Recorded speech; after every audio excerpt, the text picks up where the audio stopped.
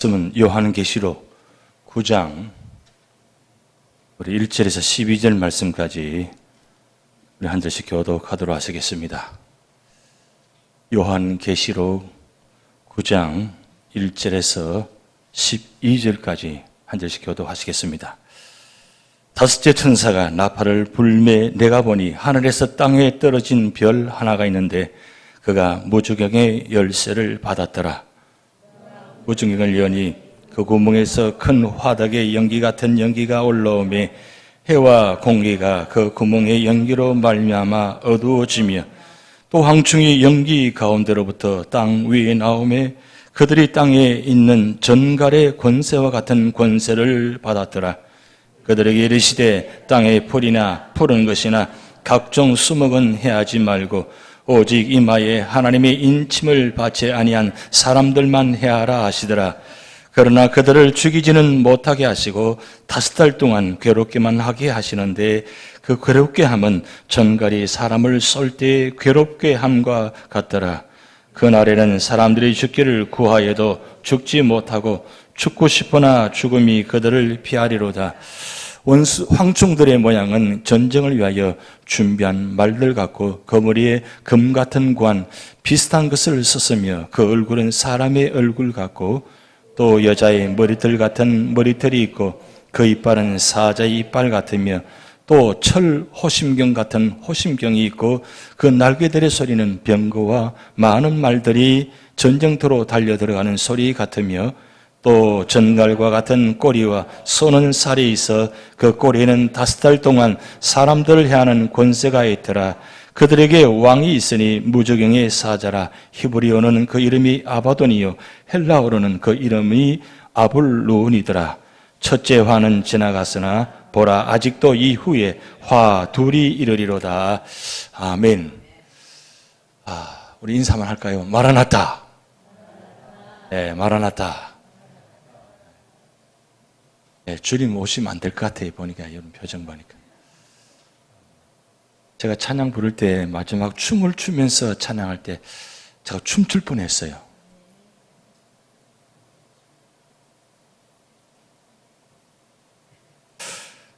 춤추려 하다가 참았습니다. 그만큼 기쁜 찬양이고 또 박수치면 찬양이니까 찬양 드리면서 갑자기 그런 생각이 들었어요.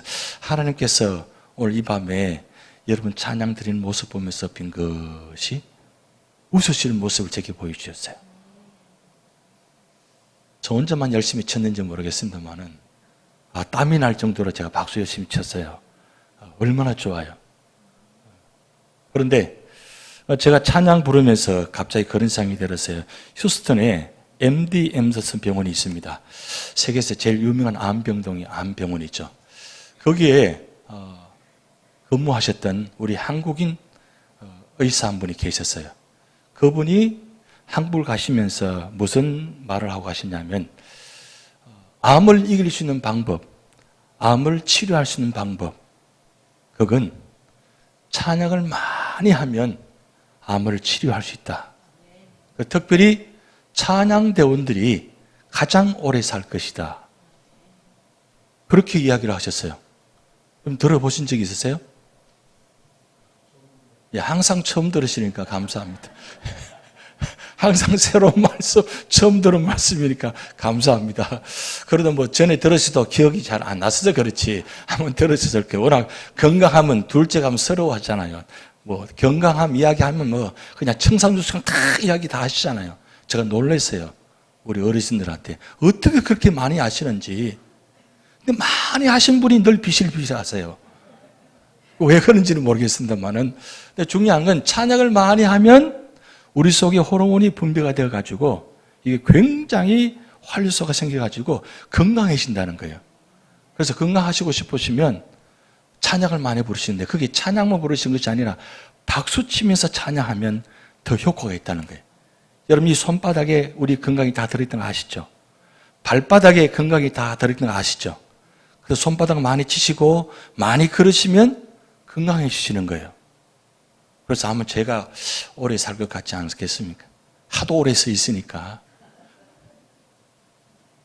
어쨌든 중요한 건 뭐 우리 건강 때문에 우리가 박수치고 찬양하는 것이 아니라 하나님이 기뻐하시니까, 하나님 제일 좋아하시니까, 그래서 우리가 열심히 박수 찬양하시는 겁니다. 그래서 제발 부탁드리고 싶은데 찬양 부를 때 한 옥타브 낮춰서 부르지 마세요. 기왕이면 원키대로, 원음정으로 부르셔야 돼요. 그래야 자꾸 소리가 발전이 되고 소리가 아름다워지는 겁니다. 그렇게 평생을 한 옥타브 낮춰서 부르시면 소리 발전이 안 돼요. 제가 예울림 합창단 할 때 제일 힘든 게 그겁니다. 예울림 합창단. 지금 9월 둘째 주일 날 창립주일 때 우리 예울림 합창단 한번 선을 보려고 하는데 가능할지 모르겠습니다. 그런데 어떻든 이 찬양할 때에 원키대로 원음정으로 힘이 드셔도 자꾸 부르셔야 이게 굉장히 힘이 나는 겁니다. 발전이 되고 건강해지는 거예요. 대체적으로 새벽 기도 찬양할 때는 키를 조금 낮췄습니다. 낮춰서 제가 집사님께 때로는 악보를 낮은 키를 드리는데, 왜냐하면 새벽에는 높이면 부르기 힘드니까 조금씩 낮춰 부르는데, 저녁에는 제일 활력할 때잖아요. 제일 소리가 잘 날 때잖아요. 이 시간은 사실은 제일 소리가 잘 날 때예요. 그렇기 때문에 이렇게 소리 잘 날 때 찬양을 마음껏 찬양하셔야 돼요. 요즘 우리 이은구 집사님께서 이런 빠른 곡들을 많이 하시잖아요.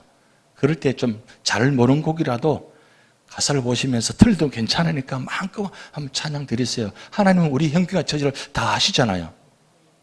잘 못 부르셔도 괜찮으니까 마음껏 찬양하세요. 그 하나님의 찬양을 기뻐하십니다. 그런데 왜 우리가 찬양을 많이 해드렸냐? 천국 가면 찬양밖에 없어요. 우리 요한계시록 말씀 보고 있잖아요. 천국에는 찬양 소리밖에 없어요. 거기는 말씀 있는 소리, 다른 소리가 아무 소리가 들리지 않고 오직 늘 찬양하는. 그러니까 천국 가기 위해서는 찬양을 준비를 하셔야 됩니다. 가서 찬양 부르고 싶은데 아는 곡이 하나도 없어요. 그럼 어떻게 되겠어요? 다른 사람 다 열심히 찬양하는데. 그러니까 우리가 평소에 우리가 찬양을 많이 한 것이 참 좋다, 그런 생각이 듭니다. 근데 찬양 드리면서 그런 생각이 들었습니다. 첫 번째 곡을 우리가 마라나타 찬양하셨는데 지금까지 늘 마지막 곡을 부르셨는데 첫 번째 곡 부르셨어요. 우리 집사님도 주님 빨리 오셨으면 하는 생각이신 것 같아요. 왜냐하면 수요일마다 찬양이 또 힘드시거든요. 그리고 힘드시니까 주님 빨리 오셔가지고 이 찬양 인도하는 거 뭐 그거보다도 더 빨리 오시는 마음이 있죠. 그런데 제가 찬양 부르면서 그런 생각이 들었어요. 요즘 말씀을 7장, 8장, 9장 이렇게 말씀 보면서 주님 빨리 오시면 어떻게 될까? 왜냐하면 지금 계속 말씀이 주님 오시기 전에 7인 재앙, 7 나팔 재앙, 7 대접 재앙이 일어나기 때문입니다.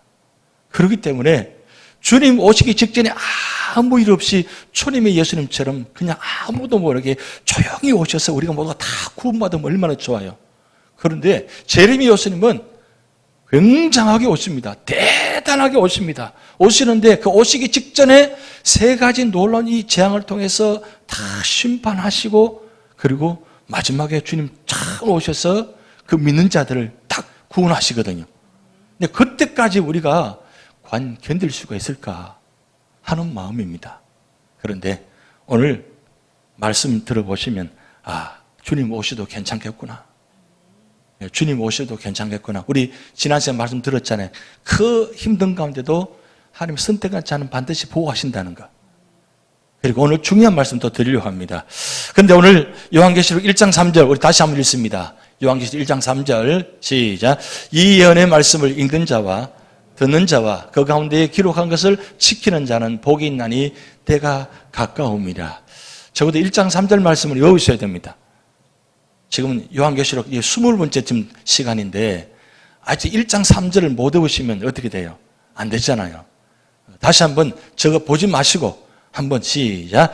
이 예언의 말씀을 읽는 자와 듣는 자와 그 가운데 기록한 것을 지키는 자는 복이 있나니 때가 가까움이라. 저희만 보고 계시는 거예요, 지금. 때가 가까움이라. 근데 복 있는 성도. 왜 중요하냐면 말씀을 읽고 듣고 중요한 건 지키는 자가 복이 있다 그랬어요. 실질적으로 많이 들어요. 참 많이 듣습니다. 참 많이 읽습니다. 지금 500독이 넘어갔잖아요. 우리 일천덕에 500독 넘어갔는데 얼마나 나무동산별 많이 돌아가면서 읽잖아요.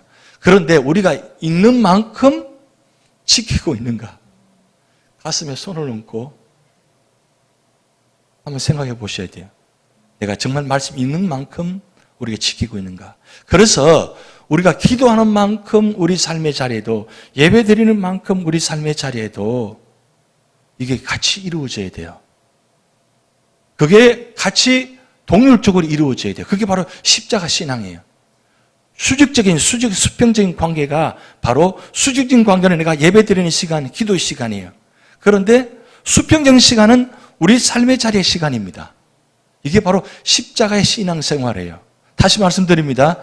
십자가의 신앙생활은 내가 예배 드릴 때, 기도할 때, 찬양할 때는 내가 하나님과의 관계의 수직적인 시간입니다.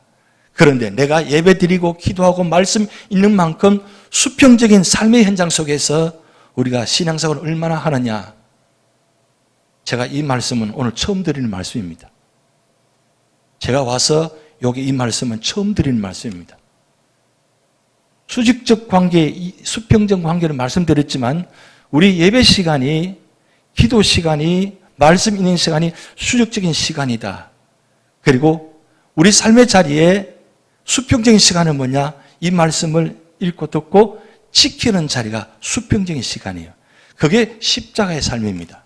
그게 완성이 되어져야 돼요. 그런데 수직적인 십자가의 관계는 잘 아시는데, 우리의 관계는 이 옆에 수평적인 시간에 우리 삶의 자리에 얼마나 하느냐, 이게 참 중요합니다. 그런데 예수님은 이 두 가지를 완벽하게 하시고 우리를 구원하셨어요. 완벽하게 하셨습니다. 그래서 그 완벽한 게 뭐냐? 바로 십자가에서 죽으신 거예요. 올라가긴 가셨는데 예수님 가만히 생각해 보니까 기분이 도저히 안 돼요. 기분이 너무 나빠가지고 안 되겠어. 그래서 거기서 뛰어내려 봤어요. 그럼 어떻게 돼요? 그러면 구원의 자리가 없어지는 거예요. 그런데 올라가셔서 수직적인 관계를 순종해서 올라가셨어요. 올라가셨는데 그 올라가셔서 마지막 순간까지 좌우평 강도를 바라보시면서 마지막까지 기회를 주셨잖아요. 그래서 우평 강도 구원받는 자리가 이루어졌잖아요. 그리고 마지막까지 하시고 그리고 십자가를 죽으셨어요. 그것도 오후 3시 아주 청한 시간에 6월절 어린 양을 잡는 시간에 십자가에 죽으심으로 십자가를 완성하셨어요. 그 십자가 완성하셨기 때문에 오늘 우리가 구원의 자리가 있는 겁니다. 그런데 이 주님께서 부활하셔서 지금 하나님 우편에 계시면서 마지막 때를 지금 기다리고 계십니다. 그 시간은, 때는 예수님도 모르신다 그랬어요. 오직 하나님께서 말씀하셔야만 그 말씀의 순종은 내려오실 거예요. 근데 그 때가 가까웠다 그랬어요. 때가 가까우니라. 그런데 그 때가 가까워지기 전에 징조를 보여주시는 거예요. 그 징조를 통해서 우리가 깨닫게 하시는데, 먼저 말씀을 통해서 마지막 때에 이루어질 그 재앙들을 조금씩 보여주시고 계시는데 우리가 그것을 깨닫고 느끼셔야 돼요. 지금 많은 징조들을 보고 계시잖아요.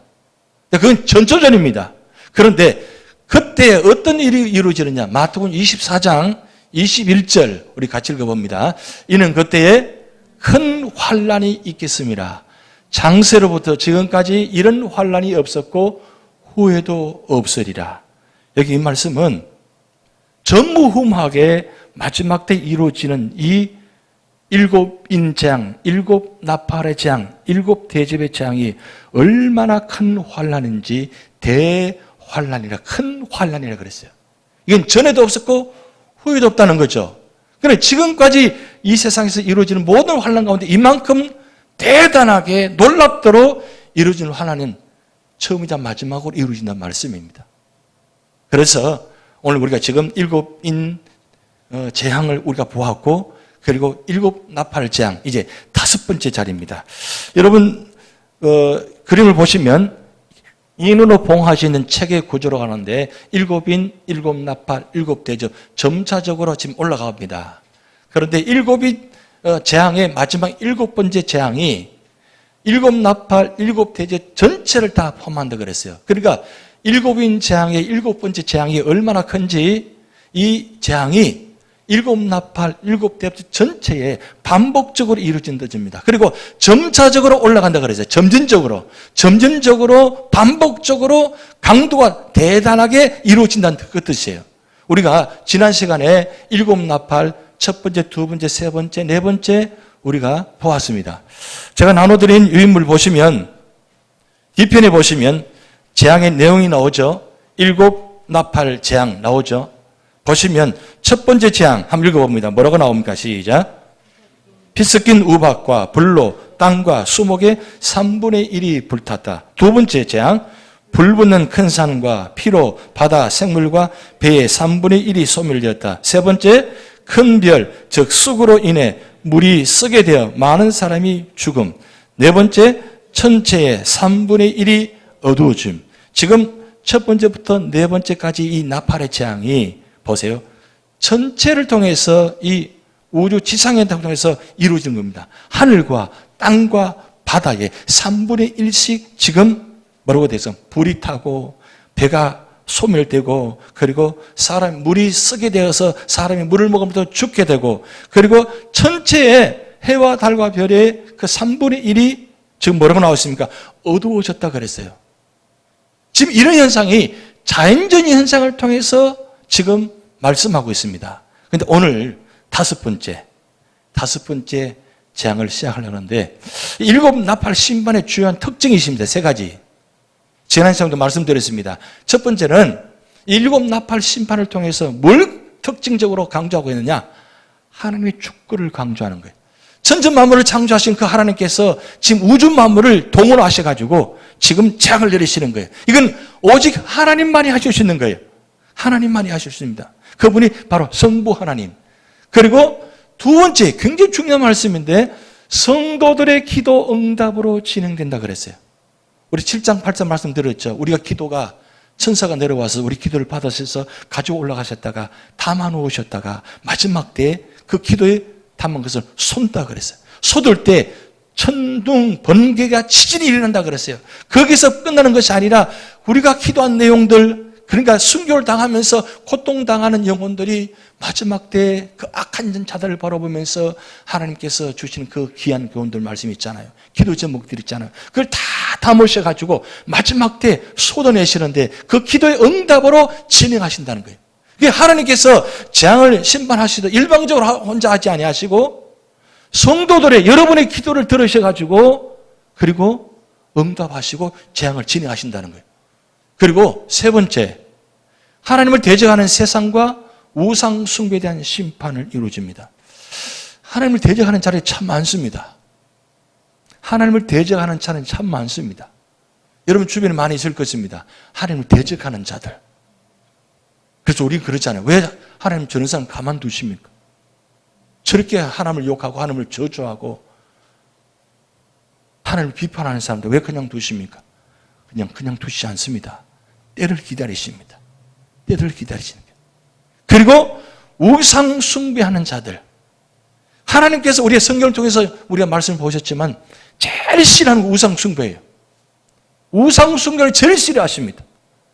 그 우상 숭배자들을 마지막 때에 심판하시는 장면이 나타납니다. 그래서 이 일곱 나팔의 심판을 통해서 세 가지 특징적을 말씀하고 있습니다. 그런데 오늘 이 요한계시록 9장은 이미 여러분 놀랍게도 구약성경 요엘서 1장 2장에 이미 기록되어 있어요. 한번 찾아보시겠습니다. 요엘서 구약성경 요엘서 찾아봅니다. 호세아 요엘 이릅니다. 호세아 요엘 아모스 오바다 요나 미가 나움 하박국 스바냐 학개 스가랴 말라기 이렇습니다. 자 요엘 한참 찾으셔야 되겠죠. 1269면입니다. 1296면 69면. 자 요엘서 1장 4절에서 18절 그리고 2장 1절 10절. 지금 우리가 조금 전에 요한계시록 9장을 읽었습니다. 그런데 어떻게 요엘서 미리 나왔는지 말씀을 보도록 합니다. 자, 요엘서 1장 4절부터 우리가 한 절씩 교독하겠습니다. 팥종이가 남긴 것을 메뚜기가 먹고 메뚜기가 남긴 것을 너치가 먹고 너치가 남긴 것을 황충이 먹어도다.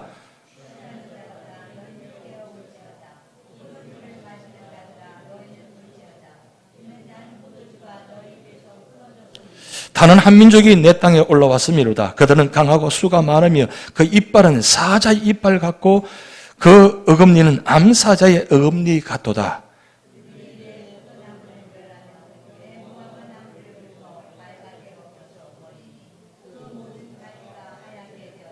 너희는 처녀가 어렸을 때에 약혼한 남자로 말미암아 굵은 배로 동이고 애국왕같이 할지어다.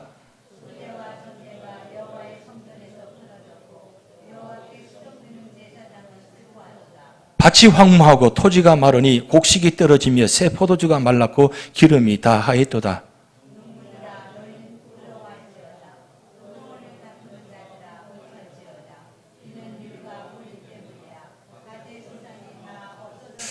포도나무가 시들었고 무화과나무가 말랐으며 석류나무와 대추나무와 사과나무와 밭의 모든 나무가 다 시들었으니 이러므로 사람이 즐거움이 말랐도다.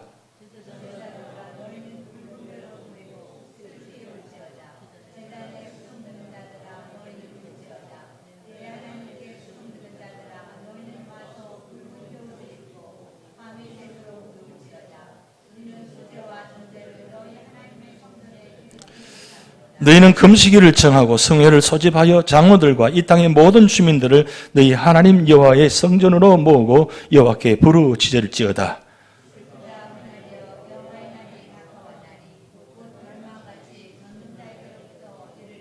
먹을 것이 우리 눈앞에 끊어지지 아니하였느냐? 기쁨과 즐거움이 우리 하나님의 성전에서 끊어지지 아니하였느냐?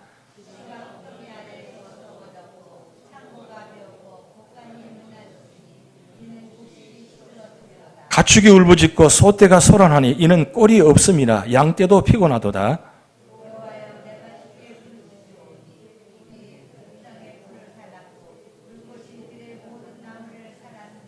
덜심성도 주를 향하여 헐떡거려오니 시내가 다 말랐고 덜의 풀이 불에 탔음이니이다. 시온에서 나팔을 불며 나의 거룩한 산에서 경보의 소리를 질러 이 땅 주민들로 다 떨게 할지니 이는 여호와의 날이 이르게 됨이니라. 이제 임박하였으니 잊을것세요.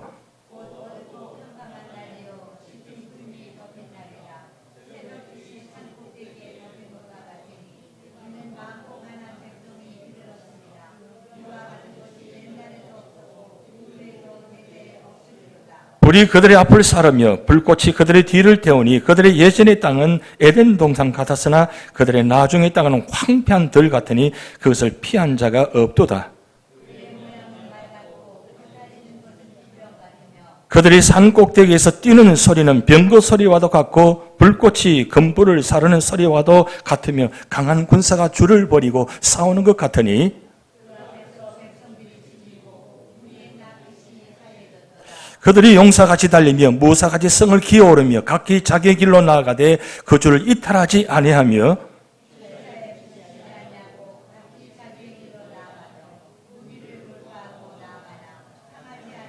성중에 뛰어들어가며 성에 달리며 집에 기어오르며 도둑같이 창으로 들어가니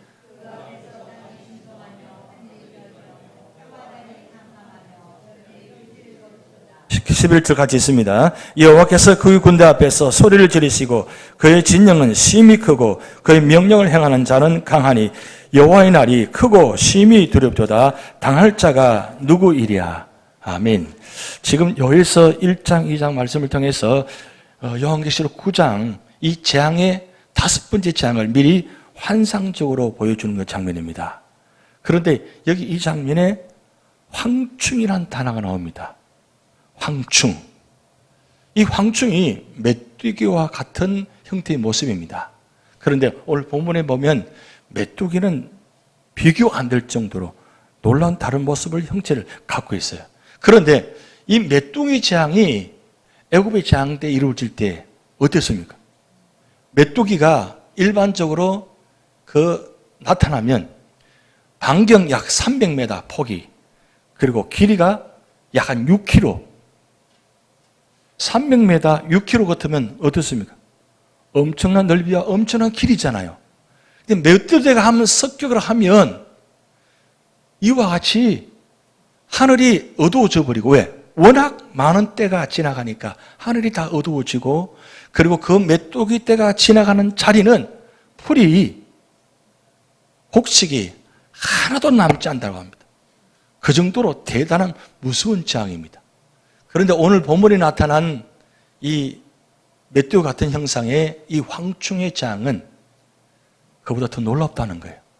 그것을 지금 오늘 요한계시록에 지금 말씀하고 있습니다. 그래서 애굽에 있는 메뚜기 재앙보다도 지금 요한계시록에서 나타난 1장, 2장의 이 황충의 재앙의 환상입니다.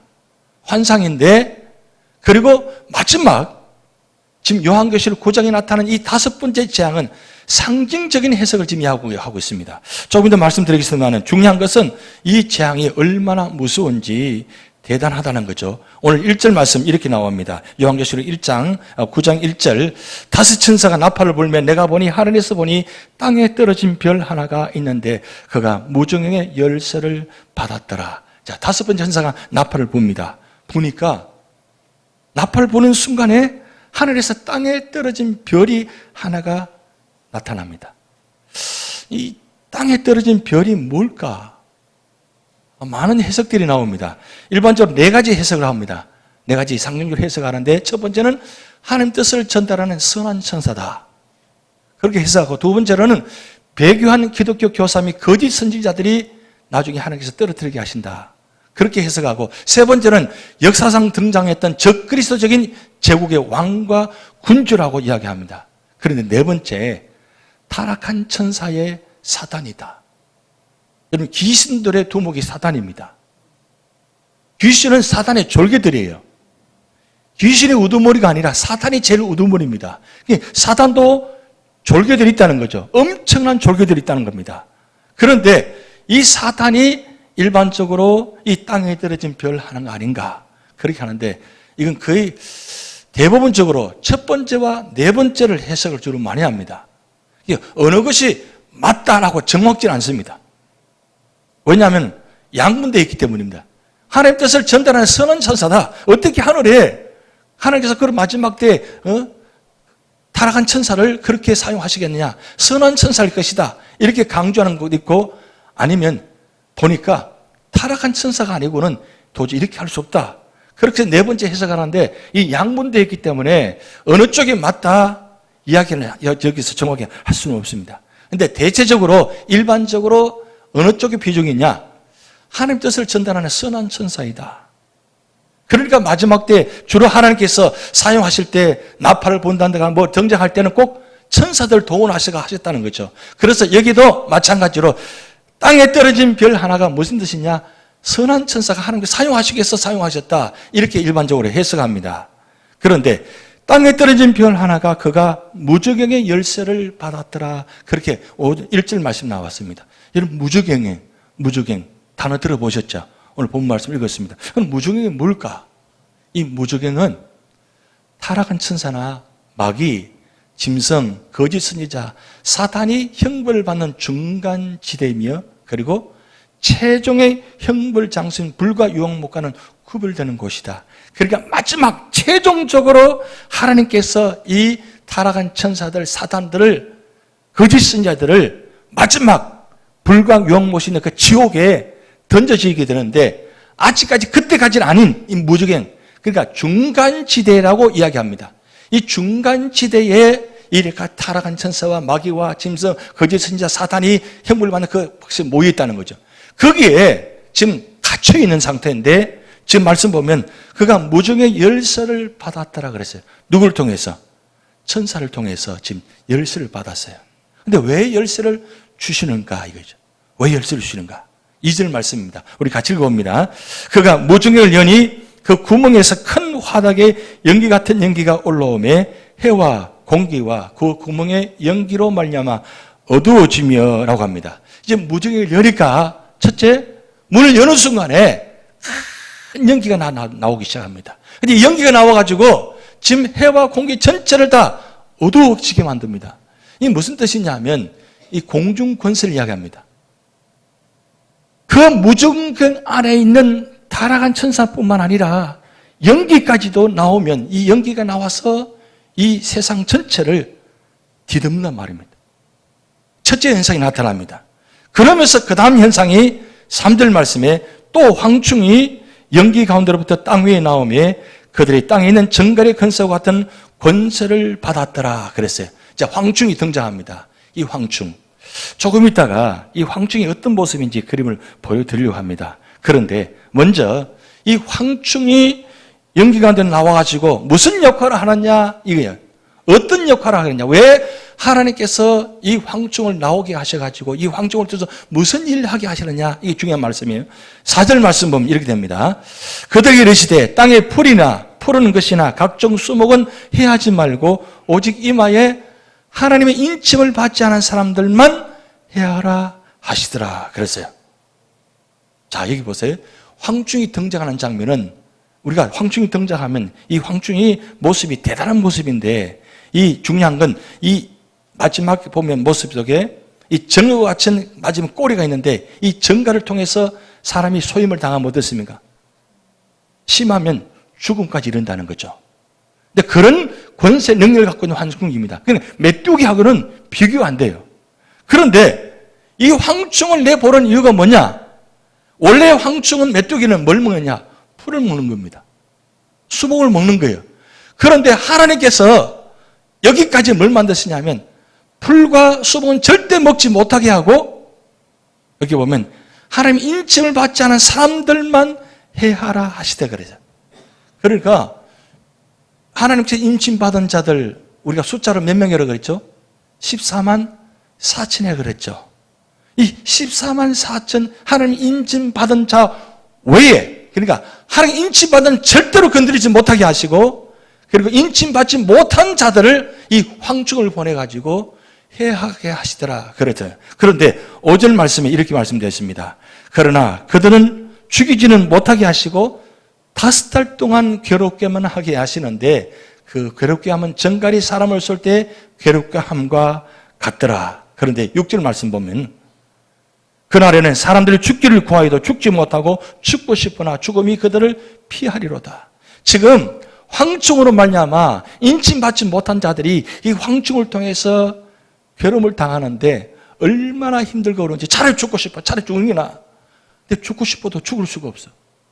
왜냐하면 하나님께서 이 생명을 붙들고 계시기 때문에 거기에다가 황충을 통해서 소임을 받아가지고 독이 지금 이 몸속에 가득 차 있잖아요. 여러분 아시겠지만 제가 벌에 쏘여가지고 얼마나 큰 고통을 당했습니까? 새벽기도 인도하는데 여러분 정말 진짜 현상이에요. 제가 손을 이렇게 있는데 새벽기도 인도하는데 이 손이 이렇게 올라가요. 이렇게 부풀어 올라오기 시작합니다. 왜 갑자기 이러지? 그런데 손등 전체가 다 갑작스럽게 순식간에 이게 부풀어 올라가는 거예요. 너무 깜짝 놀라가지고, 왜 이렇게. 그래서 새벽 끝나자마자 이물전지 들어갔잖아요. 저는 이 독이 얼마나 강한지 저는 체험했잖아요.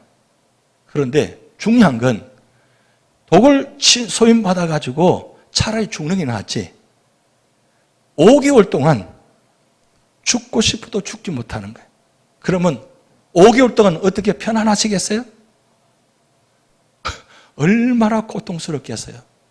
그런데 아무리 무슨 방법으로 죽고 싶어도 죽지 못하게 하나님께서 우리 생명줄을 붙들고 계시니까 죽지도 못해. 그러니까 이 5개월 동안 얼마나 그 믿지 않은 자들, 임침받지 못한 자들을 지금 고통받게 하신다는 사실을 여러분 이 말씀 보면서 예수 믿어야 돼요, 안 믿어야 돼요? 구원받아야 돼요, 안 구원받아야 돼요? 마음대로 하세요, 그냥. 마음대로 하세요. 그런데 여기 분명히 말씀 기록해 놨어요. 하나님 인침받지 못하면 하나님께서 황충을 보내시더라도 5개월 동안 괴롭힌다는 거예요. 그러면 5개월 동안 뭘 해야 될 것 같아요? 회개. 정답입니다. 5개월 동안 회개해야 되는데 회개를 안 한다는 거예요. 5개월 동안.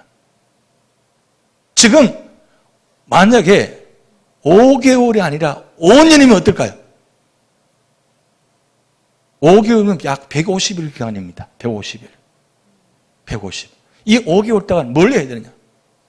그런데 보면 여기 성경 말씀은 회개했다는 말씀이 없어요. 그런데 왜 하나님께서 이 황충을 통해서 단번에 죽이지 아니하시고 5개월 동안이라는 기간을 두어서 고통받게 하시느냐? 말씀하셨듯이 회개하게 깨닫게 하시려고. 그래서 내가 이 정갈의 황충을 통해서 소인을 받아가 독이 내 몸 전체에 퍼져가지고 고통당하는 가운데 이 고통보다도 제 고통이 더 크다는 거. 여러분 조금 전에 보셨지만 괴롭고 싶은 죽고 싶은 마음에도 죽지를 못해. 이게 어느 장소인 줄 아세요? 죽고 싶어도 죽지 못하는 자리. 바로 지옥이에요. 지옥은 5개월이 아니고 영원해요. 영원토록 고통당하면서 죽고 싶어도 죽지 못하는 자리가 지옥이에요. 그럼 왜 지금 황충을 통해서 5개월 동안 이 고통을 지금 말씀하고 있습니까? 지옥을 미리 보여주시는 거예요. 5개월은 아무것도 아니죠, 사실 영원한 걸 비하면. 근데 문제는 뭐냐면 그 5개월 동안 그렇게 고통받으면서도 뭐요? 회개하지 않는다는 거예요. 이게 참 놀라운 겁니다. 오늘 이 요한계시록 9장 이 말씀을 통해 주신 교훈은 바로 그겁니다. 반드시 믿지 않는 자들은, 인침받지 않는 자는 반드시 전체적으로 이렇게 황충을 통해서도 교훈을 하게 하신다는 거예요. 뭘 뜨냐? 그 가운데도 하나님의 사랑의 자비가 있다는 거예요. 그렇게 악한 자들도 하나님께서 기회를 주시면서 때를 온전하게 하지 않으시고 단 5개월만 하셨다는 거예요. 이게 은혜예요. 50년이 아니고 5년만 고통받게 하신 자체가 은혜예요. 이게 축복이라는 말씀이에요. 그런데 여러분, 황충의 모양을 7절부터 이제 기록되어 있는데 한번 보시겠습니다. 자, 황충의 모양이 나타난 이제 7절 있습니다. 황충들의 모양은 전쟁을 위하여 준비한 말들 같고 그 머리에 금 같은 관 비싼 것을 썼으며 그 얼굴은 사람의 얼굴 같고 8절 또 여자의 머리털 같은 머리털이 있고 그 이빨은 사자의 이빨 같으며 9절 또 철 호심경 같은 호심경이 있고 그 날개들의 소리는 병거와 많은 말들이 전쟁터로 달려 들어가는 소리 같으며 10절 또 정걸 같은 꼬리와 쏘는 살이 있어 그 꼬리에는 5달 동안 사람들 해하는 권세가 있더라. 이렇게 말씀을 읽으니까 지금 실감이 안 나시는데 자, 다음 장면 봅니다. 지금 여러분 보시오. 오른쪽에는 메뚜기예요. 메뚜기인데 왼쪽에 있는 저 모양이 바로 황충의 모양이에요. 자, 그러면 그 장면 보시면 확대합니다. 여러분 뭘 보셔야 놀라고 두려워하세요? 지금 여러분 그림 보니까 어때요? 섬찟하지 않아요? 무섭지 않아요? 자, 그림이니까 무섭죠. 그림이니까. 근데 보세요.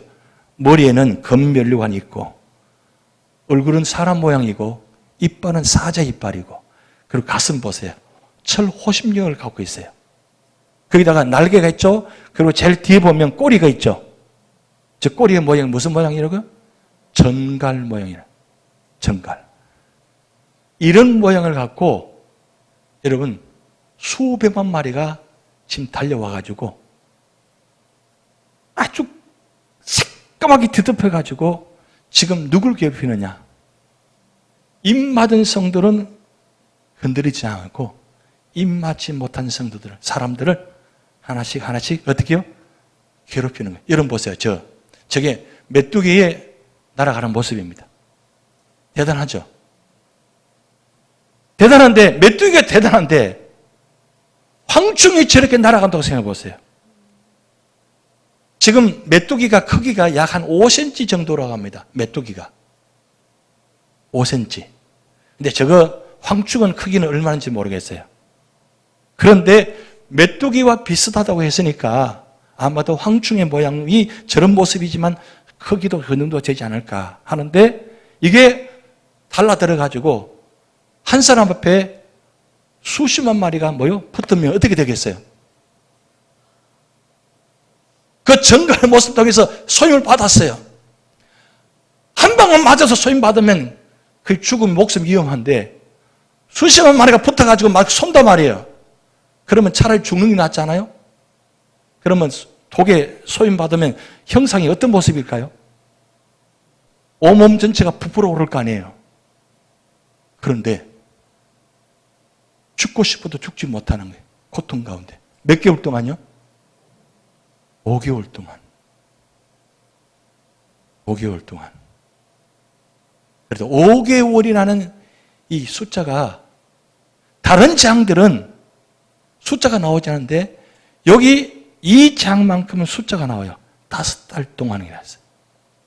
무슨 뜻일까요? 악한 자도 믿지 않은 자도 기회를 주신다는 거예요. 기회를. 회개할 수 있는 기회를 주신다는 거예요. 구원받을 수 있는 기회를 주신다는 거예요. 마지막. 그런데 만약 이것까지도 만약에 끝내 회개하지 아니하고 그렇게 하나님을 받아들이지 않으면 나중에 어떻게 될 것 같아요? 황충의 재앙은 아무것도 아니에요. 자, 그런데 왜 이런 재앙을 하게 하시느냐? 두 가지 목적이 있어요. 첫 번째, 재앙의 목적은 이겁니다. 하나님을 대적하고 성도들을 핍박하는 악한 자들의 지속적인 범죄와 우상 숭배를 심판하기 위한 것이라는 거예요. 하나님을 대적하고 성도들을 핍박하는 악한 자들의 지속적인 범죄와 우상 숭배를 심판하시기 위해서. 그리고 두 번째로는 이 고통스러운 재앙을 통해서 세상 사람들을 어떻게 해요? 회개시켜서 그리스도께로 돌이키고자 하기 위해서 재앙을 내리신다는 거예요.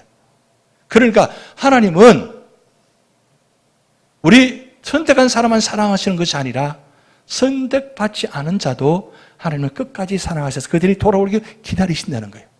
그래서 요한복음 3장 16절 말씀 우리 다 같이 외워봅니다. 시작. 하나님이 세상을 이처럼 사랑하사 독생자를 주셨으니 이는 저를 믿는 자마다 멸망치 않고 영생을 얻게 하려 하심이라. 하나님은 누구든지예요. 누구든지 아무리 세상 속으로 아무리 악한 자라도 마지막 때에 회개하고 돌아오면 구원하신다는 거예요. 구원하신다는 거예요. 그렇기 때문에 우리가 세상 속에 이 종말에 지금 살아가고 있습니다. 종말적인 신앙을 갖고 종말에 살아가고 있습니다. 그러면 우리가 우리 삶의 자리에 어떻게 살아가야 되느냐? 하나님 마음을 갖고 살아가셔야 돼요. 그리고 하나님 마음을 가지고 이 세상을 바라보셔야 돼요. 그러니까 세상에 악한 자들이 많습니다. 그렇지만 하나님은 그 악한 자들도 구원하신다는 거예요. 기다리신다는 거죠. 그리고 교회는 바로 그런 사명입니다. 교회를 세워서 모든 믿지 않은 자들을 주께 돌아오게 하셔서 구원받게 하는 것이 교회입니다. 그리고 교회 안에 우리들은 성도들도 마찬가지. 성도는 당연하게 이 성도의 사명이 있는데 세상 끝날까지 너희가 항상 함께 하신다면서 사명 주셨잖아요. 오늘 마태복음 28장 18절 20절 말씀에 너희는 모든 족속을 제자를 삼아 말씀을 전하라고 했잖아요. 왜 그렇게 하십니까? 그건 모든 사람을 사랑하시고 모든 자를 구원하시기 원하는 하나님의 마음이기 때문입니다. 심지어는 이렇게 마지막 고통당하는 가운데도 하나님은 그들을 바라보면서 회개하라고 돌아오라고. 그래서 고통이 크면 클수록 빨리 돌아오라고 그들을 바라보시면 말씀하고 있다는 사실이에요. 그래서 마지막 말씀드립니다. 하나님께서는 심판으로 고통당하는 것을 원치 않으실 뿐만 아니라 이런 꼭 기억하셔야 돼요. 모두가 회개하고 돌아오기를 위해서 심판을 어떻게 하시느냐?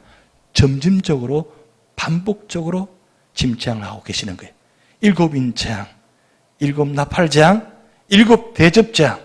갈수록 강도가 셉니다. 근데 왜 이렇게 하시느냐? 아니 단번에 한 번에 다 끝내시지 왜 이렇게 하시느냐? 회개하고 돌아오라. 깨닫고 돌아오는 거예요. 고통을 통해서, 재앙을 통해서, 징조를 통해서 보고 깨닫고 돌아오게 하시는 거예요. 그렇기 때문에 우리가 지속적으로 계속적으로 우리가 하나님의 말씀을 들어야 돼요. 근데 중요한 건 이렇게 하심에도 불구하고 만약에 돌아오지 않으면 그러나 마지막 사람들이 계속적으로 하나님 부르심과 말씀을 거부한다면 최후의 심판이 있다는 거예요. 최후의 심판. 바로 7 나팔의 재앙, 마지막 재앙, 7번째 재앙이 바로 7 대접의 첫 시작입니다. 그런데 그 시작이 결국 뭐냐면 마지막 모든 것을 그때 가서는 회개할 시간도 없고 구원받을 기회도 없다는 거예요. 마지막 때는 지금은 5개월이라는 심판의 시간이 있다는 겁니다. 그런데 마지막 가서는 회개할 시간도 없다는 거예요. 그렇기 때문에 우리가 어떤 삶의 자리든 간에 이런 징조들을 바라보시면서 지금은 구원받을 때란 거, 은혜 받을 때란 거, 이걸 꼭 기억하시는 겁니다. 그렇게 이 놀라운 소식을 이웃에게 복음을 전하는 말씀입니다. 왜냐하면 그래야 그때 주님께서 오신다는 겁니다. 그 오심을 기다리고 믿고 의지하고, 그리고 주님 바라보면 하나님 정하신 때에 하나님께서 구원의 역사가 여러분을 통해서 나타날 수 있습니다. 우리 찬양하시겠습니다.